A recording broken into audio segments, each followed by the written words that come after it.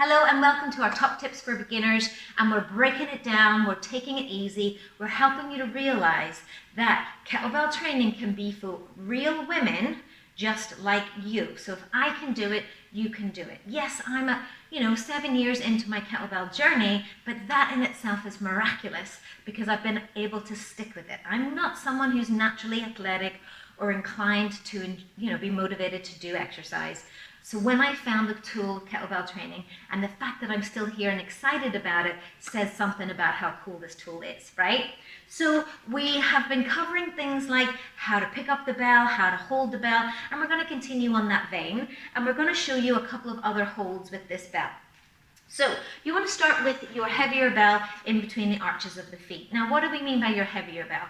When you're first starting out, we suggest either 2 or 3 kettlebells. So we want to get an 8 kilo or a 15 pound. That's your main foundational bell, and maybe a slightly lighter bell. This one's a 6 kilo, which I think is about 10 or 12 pounds off the top of my head. And then, or you can get 2 4 kilos, right? So whatever you can get a hold of, and whatever you want to work with regards to your budget will work as a starter kit, but you have to get the 8 kilo or 15 pounder. If you're a little bit worried about that, go on over to our blog where you can find out more about getting started. We have a guide to buying your first kettlebell, and we also have what size kettlebell do you need, which takes you step by step through choosing the right kettlebell so that it's the right investment for you.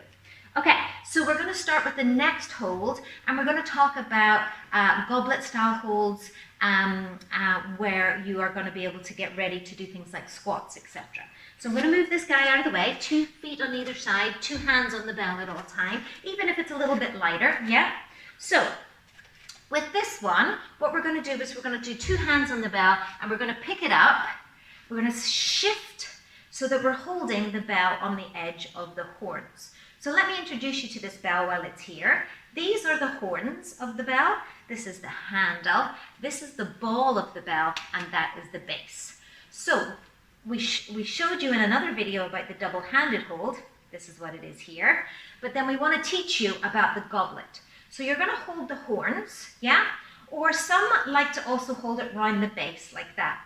Either way for me is a goblet holder or a nice chest racked hold, yeah? So I like to hold it when the bell is heavier on the horns. When it's a little bit lighter, you can hold it around the ball of the bell, yeah? This one's a little bit heavier, yeah?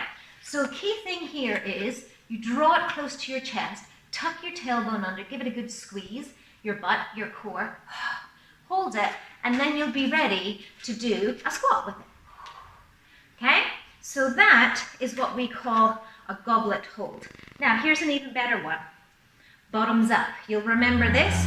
Glug, glug, glug, glug, glug. Keep the elbows in. Now, what's the difference between this one and the other one? This one is top heavy. So it's also really using my triceps. Like I have to really engage my triceps right now to make sure. So I'm working my upper body a little bit as well as getting ready to do that squat, okay? And then you just put it down like that. So that is 2 different ways to do goblets, bottoms up holds, ready to do squats.